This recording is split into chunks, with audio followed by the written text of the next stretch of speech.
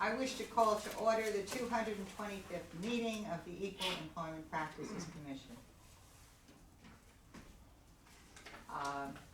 I would like to have a motion to approve the meeting minutes of October 25th, 2018. All I in move to favor? approve. Yeah, 2 seconds? Approved. No, Okay. volunteer. The third thing on this agenda is an audit update. Okay, commissioners, bear with us, Hmm? please. We, You wrote a letter. no, we initiated 32 agencies this year in addition to 12 agencies that were already ongoing, so we have 44 in total. And of the 44, we've had 15, compliance resolutions so far. But we anticipate that December's gonna be a very busy month because they're all like really close to completed compliance. Okay. We're gonna have some agencies that may overlap into 2019. It looks like the district attorney of Queens County, because we just started that, we just were able to start it after some delays. And when I say just, I would say like by maybe September or around August, September, around there. So I don't think a PD has gone out for that one yet. But we have 29 agencies that are in compliance monitoring. And of the 29, we anticipate that most of them should be wrapping up next month for December, am I correct? Most 29. So that's 34. Well, we have 15 and then we have 29 that are, Oh, okay. that are in the compliance monitoring period. So, let me take that back, cause the Bronx, So 29 and 15 is 34, right? 26 that are in compliance monitoring, right? The public administrator for Bronx County and Richmond County, we spoke last time about the fact that we went back to them because they were being re-audited. We've had some good discussions with them. They're cooperative. They're about, I think, 5 employees and 8 employees each, which we didn't know. They have some other employees that are not city employees, but they basically amount to about 5 and 8 employees each. So we've been able to make some concessions where some of the audit standards apply to them and some don't, because there's, right. So I really think we should be able to wrap those two up by the end of the year. And then the other ones are community boards. We had good conversations with the mayor's office. Yes. Except for one outstanding issue, which you'll go into it a little bit further Sure. in the compliance, presentation. Okay, so, and that's it. The office of, we have the Financial Information Services Agency and OPA, which they're one agency now, FISA OPA. We're counting them as 2 for compliance monitoring purposes, because they both have to go into teammates separately. But they're coming along. I think they each only have about 1 outstanding corrective action. OEM though, we may not be able to wrap up. Probably not. Right. No. So the majority of them, we believe, will be wrapped up by December. So bear with us. Great. You remind us for the 117th time what the calendar is, what number? No, we No, don't go we- by that. Oh, you don't want to, yeah. Shoot. Well, because we have the quadrennial mandate, which is we have to do every city agency once every 4 years. Right. And it's about 141. So traditionally, we would say that's about 35 to 36 Right. agencies per year. However, next year we have 50 agencies on the Because of, On because the you're audit now plan. because now what you're doing is, while it appears to be a simpler audit, it is a more specific and focused audit on sexual harassment. So we've assumed a certain ease of completion because it's an easier audit, but it may not be.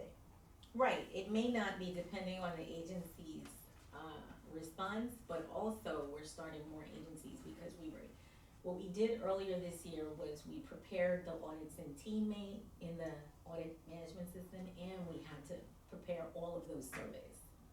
So when we start a new audit, we prepare the protocols, the surveys that go out to agencies, and all of the underlying audit data collection tools. And so because we've already prepared those, then we can do more audits going forward. So I think that we're in a better position next year to do more audits.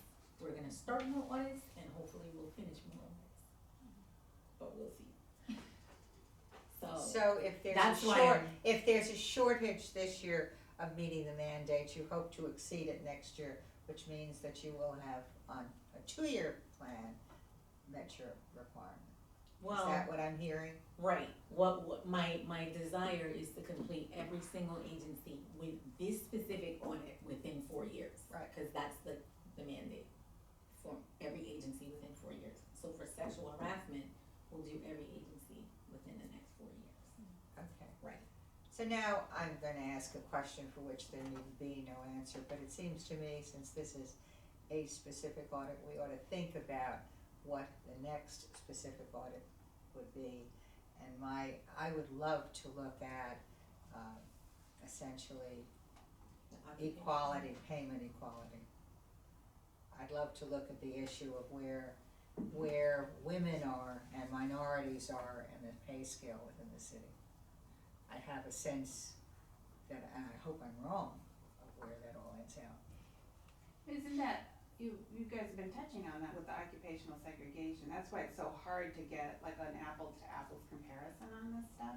Right. It's really about occupational segregation. Yeah, I think the better approach would be occupational segregation. Pay disparity is very specific and it's information that we don't have currently. We've been trying to request like salary information and Well, we ought to see whether or not, if we focus on it and see what you need, what approvals you need to get and what access you need to get in order to do it, and then see what we need to do to try to help you get it. So Right. I think until, and you're right, I don't wanna disagree, I think you're absolutely right, but until it becomes very clear that the occupational segregation means I earn 50 cents less, or, or half of what the person who may have the same skill set and may be doing the same thing but has a different title. Yeah, I'm just thinking through this, I mean, I think you're right, like the pay stuff sort of resonates publicly. It's a lot of work to drill down on that, and there's so many titles, even within one department or agency, that to sort of like explicate, like, you as a man, or you as a person of color, or you, like, however we're dividing people up, and like looking at apples to apples, like you have the same set of qualifications, you've been at this job a similar set of time, like to do that sort of mapping is really labor intensive. Right. Like as a research project, it is hugely like labor intensive, and I don't think you're gonna get a good survey across agencies because it's so labor intensive. So the only thing I can think of is you pick an agency or two to drill down deep, but then it's not fair to that agency, and I think we're gonna be accused of like, why did you pick us versus any other agency? So I just have like caveats about pay disparity, cause it's really, really complicated to sort of explicate in a way that I think is fair to the agencies, that there's no blowback to us in that way, I guess. It's a lot of work. and also there are a lot of variables that go into, That's I mean, a years of lot. service, like different variables that go into why people get paid what they get paid. Yeah. But I think, looking at titles across the board, looking at who which employees are being channeled into what titles, Mhm. and maybe looking at or trying to drill down into the reasons why may give us, I guess, an entryway or gateway to why people, or which segments of employees are being impacted by the salaries in certain titles. I mean, that's like a broader way of looking at it, like, okay, you work in this title, it's predominantly this group, so this salary is associated with that title, and maybe we can look at, well, that's why this group is predominantly being paid higher. A friend of mine who just died this week, her obituary has been in lots of different newspapers, and within the obituary, she talks about being in advertising in the 1960s and women only being able to write about women's things, like soap and household, and not being able to write about gasoline or alcohol, heaven forbid. What would they know about those things? Well, that's not the place we're in today, but that is segregation, because guess what? Those accounts paid more to the people who were in the accounts. And she, interestingly enough, ended up rising to run in a couple of agencies and wrote the I Love New York campaign. It's with Milton Glaser. It's sort of a fun story.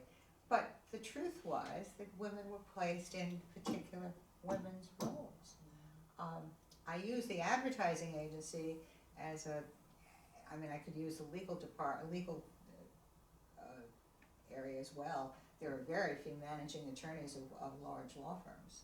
There are lots of female general counsels. Somehow we can do the work that's required in-house of a corporation, but heaven forbid we manage a large law firm.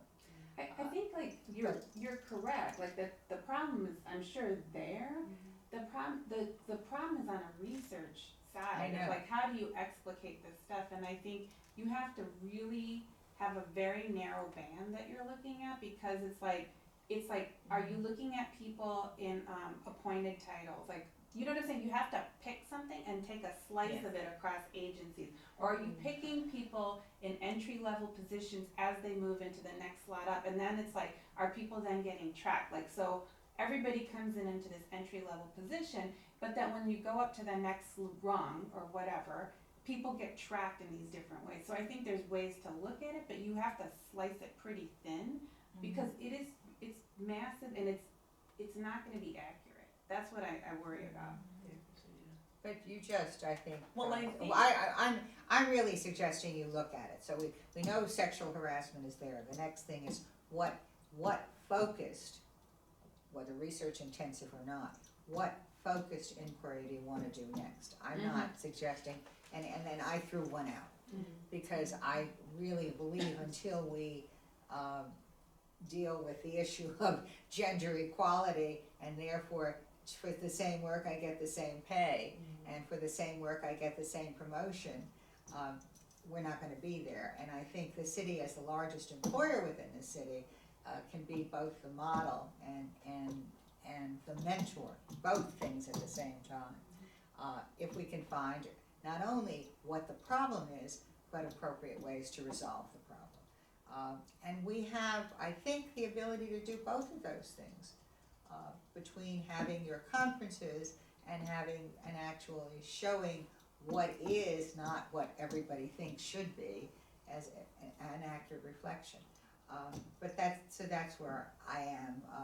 We will have completed sexual harassment, and it will show whatever it's gonna show for the city, and we're up to and the next thing, if you're right about the numbers, we're looking at, pretty much completing, we're in year one, completing year one of sexual harassment, so we're looking at what do you do next year, and what do you do in year 4/5, and what do you need to do appropriately to get ready for that next, research, or that next group of audits. Right.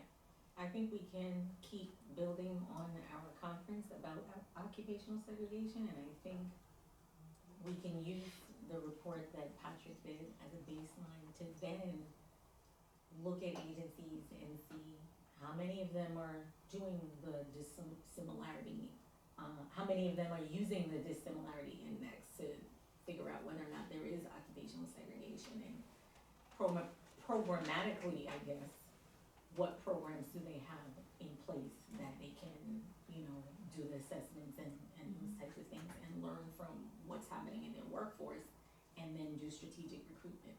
I think that's an audit that we can do. I think the disparity in pay may be the result of occupational segregation. But we have to kind of delve into it and point to where did it start or where do we think it started, and then I do How think did that that the become suggestion here about cutting it thin and looking at, so at entry level, everybody comes in at the same quote salary base. Then what happens? And then why does that happen? What are the processes that lead to someone being promoted into a job that pays 50% more and someone being promoted into a job that pays 10% more? well, the thing is, does the agency know? Are they looking at their workforce to begin with? In terms of occupational segregation, yes. In terms of racial segregation, yes. Maybe they're looking at EEO job groups and they're looking at, gender and racial disparities, but are they looking at where maybe a lot of African Americans are in the workforce, or maybe are we looking at where a lot of females are? What titles are they? So it's another layer, and then what are they doing about it? Okay. I think that's how we can approach it from an audit standpoint. Right, We can talk about it some more and Yeah, try to figure out I ways am that we merely can- introducing it. It flowed from your saying I'm gonna do 50 next year. And I said, okay, so now what's the next audit that you're gonna prepare? And it's not too early to think about it in terms of what our mission is, that's all. It is about us figuring out what practices support, which direction the agencies are going in, so we can, support agencies to use practices, like what we did with hiring and selection, with the selection and recruitment audits. We started, or some agencies had never done an assessment of their selection and recruitment, but we got them to do that. So by doing this, so there's the research arm, which is very specific, but our actual Compliance. focus is to, or the real mandate is to get them to respond and to implement practices. Right, to Yeah. we're using the research to then conduct the audit. Yeah, right. Right. But I definitely think it's a good suggestion, and I think it's good to look at it now so that we can You can develop the refine it, tools, right, Yeah. and try to figure out how we're going to approach it. I'm not suggesting it's easy, I'm just throwing it out. Okay, I think we're up to, compliance update, is that correct? Yes. Yes. Okay. I'm gonna piggyback off of what Sharice had mentioned. Right now, we have 15 agencies that have been issued a certificate of compliance. 3 of them are on today's agenda under Part B, and those are the Staten Island Community Boards 1, 2, and 3. We also have several agencies in compliance monitoring that, like Sharice said, I anticipate will be wrapped up before the end of the year. Just gonna kind of give you a brief overview. We have Staten Island Borough President, Comptroller, City Clerk, Information Services, Office of the Payroll, Office of Collective Bargaining, who all have only one corrective action left. So and most of them are issuance of an annual report. I anticipate that being quickly done, especially because DCAS just disseminated its sample annual plan. And so based upon that, I think that the agencies are going to be utilizing that new format and able to submit their annual plan to us and wrap up their compliance. Also, Department of Mental Health and Hygiene has only one outstanding corrective action. Office of the Mayor, they had several. They've implemented, I think, 8 out of 10 or 8 out of 12. The only one that we might have to kind of work with them a little bit is they don't use a formal evaluation system for their monitors. They do use some sort of evaluation system, which they have mentioned, so I'm going to try to flesh that out with them and hopefully resolve it, and if we can do that, then they might even be done before the end of the year as well. We have a few more that only started compliance this month, so, if we can try to get them wrapped up early next year, that would be fantastic. I think the only one that's definitely going to carry over is the Bronxborough President's Office. Their, EEO officer, which is the only one they have that's full-time, is on federal jury duty. So, dear. we have granted them an extension because the only other person in their EEO program, I think, is the counselor, and, I'm not comfortable letting that person provide the response to our FD. I think that's about it. Okay. Well, I'm glad that you have seemed to have worked everything out with the mayor's office. I think so. I think we provided our FD. They were very positive in their response to it. They have committed to implementing all the corrective actions. They did implement, like I said, I think, I wanna say 8, but I could be wrong. But most of them, 3/4 Okay. of them. And they also made a commitment to the other 3. Like I said, the only one I think we might have to kind of get a little bit more information from them is based upon the formal, performance evaluations of their managers. They do evaluate, but not formal evaluations, and so we're gonna work with them and see what they do and see if that can be credited or if they need to put into place some other practice. All right, can I have, well, why don't I do this? Let us vote on the final determinations. Resolution 2018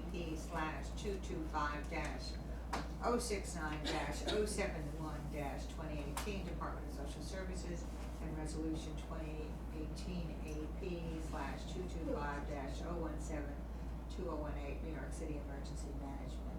May I have a motion to approve those? And a second? All in favor? Aye. They are unanimously approved.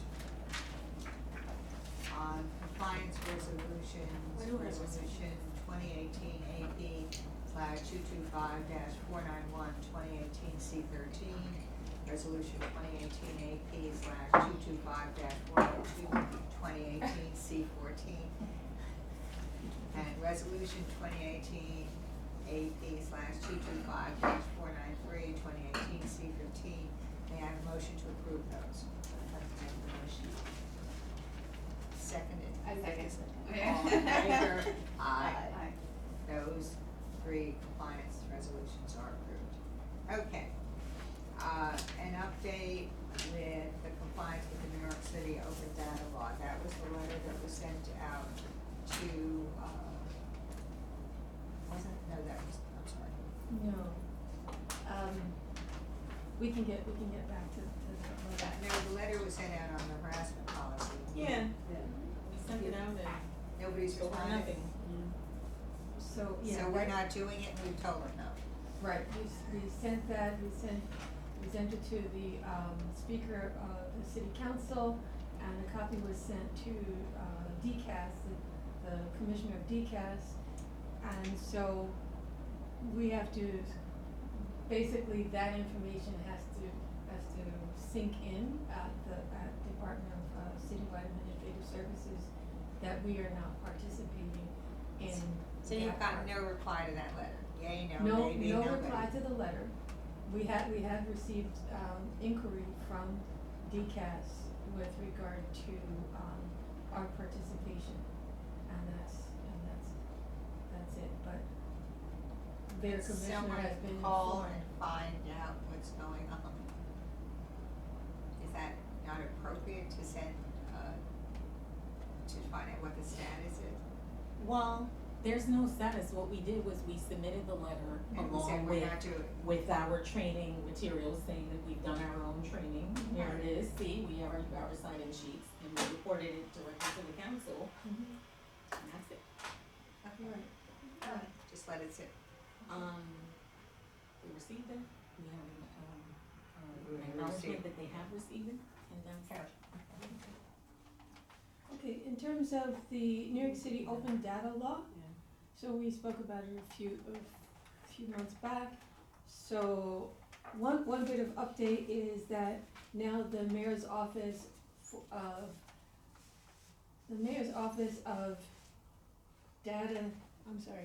data analysis is now in the charter. It's actually been instituted into the city charter. And so with regard to our responsibility, to provide information to the open data, as we discussed it the last time, there was a suggestion that we provide our annual reports. Right. And so we put together an Excel with links to our report, our annual report, which provides all the information about our agency. However, that's actually not it's not an appropriate submission for open data, because it's not machine readable. And we've discussed this, there was a meeting yesterday, and Dennis, our computer support and person, and I went and discussed this to find out exactly, why not. So PDFs are not appropriate.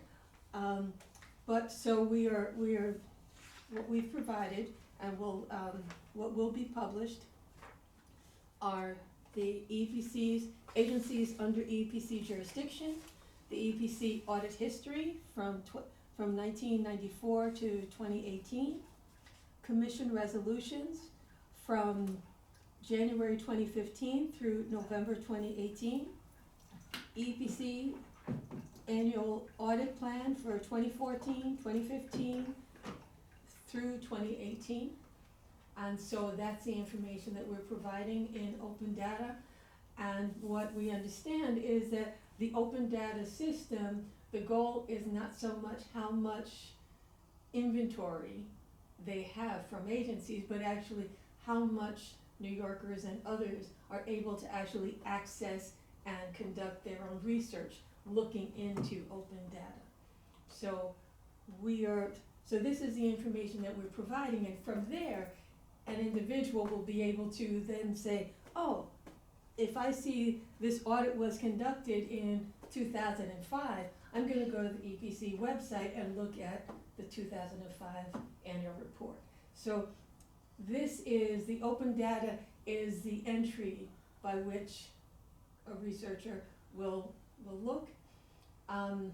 So there are, every city agency is involved in this. Do you have to put that information in a different format than it currently exists? We put it in an Excel. We provide information through an Excel document, and it's published. I'm not sure I can describe it any further than that. It sounds like we're going to provide them with the following. And in providing them with the following, my question is the following in a format that you then just give to them, or do you have to reformat the following? Oh, well, actually, Dennis and I will be speaking with the open data team. I've already consulted with them and provided this information to them a few months ago, but we're going to confer with them again over the format. There was a point where we had too much information in the header or something like that, but basically it's in the correct format. The team, they set the format and then put it into the portal, open data portal. Okay. I was just trying to understand the labor involved. Yeah, well, fortunately, we don't have to put it into the portal directly. It's published through the open data. Sounds fine to me. And so EBC in our compliance, part of what we're required to do is civic engagement. And so what we've spoken about is civic engagement, putting information on our website about EPC's involvement with open data, including that in our published material, and any social media that we use. If we use LinkedIn, that we also include information that EPC participates in open data. And with a link to what open data is, so you've got. Yes, of course. Yeah. New York City open data. Okay.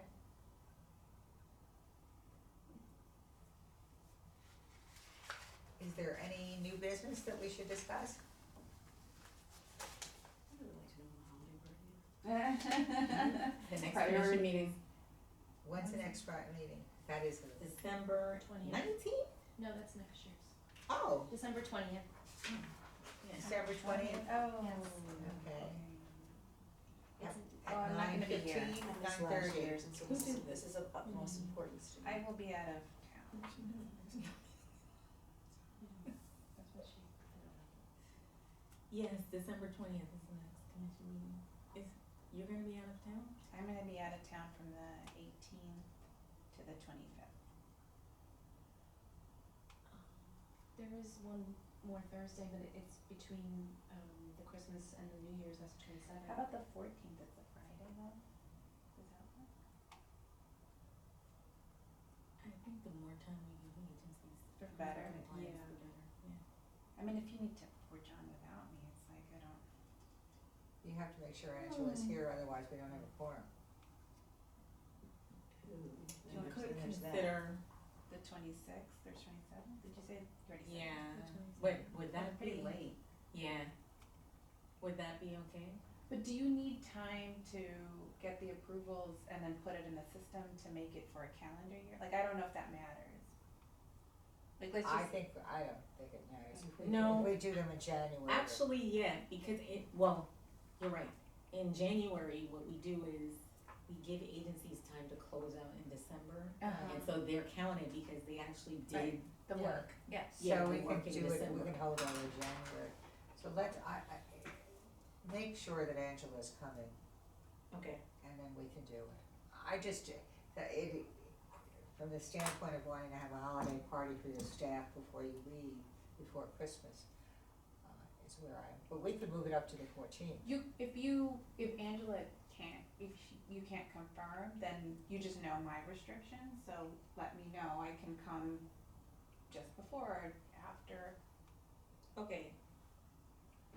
I'll send you an email and let you know after Okay. I speak with her.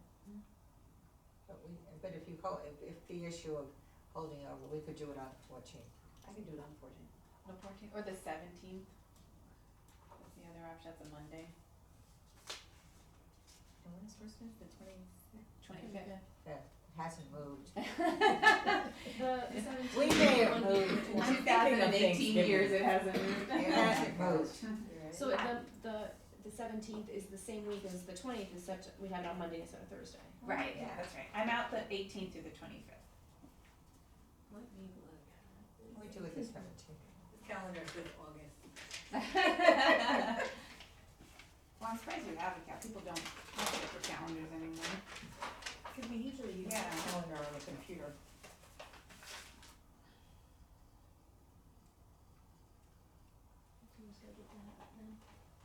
We could adjourn this meeting. Oh, yeah, that's probably a good idea. Should we adjourn? I have a motion to adjourn. I move to adjourn. I second. All in favor? Aye, this meeting is adjourned. Oh, somebody's been working out. 10:18. So someone has to turn the camera on. Very authoritative. Then we can go on to our more important things. Hi, can we turn? Okay, thanks. So. Yes, either the 20th or the 27th. No, the 17th or the 14th. I think later is better than sooner.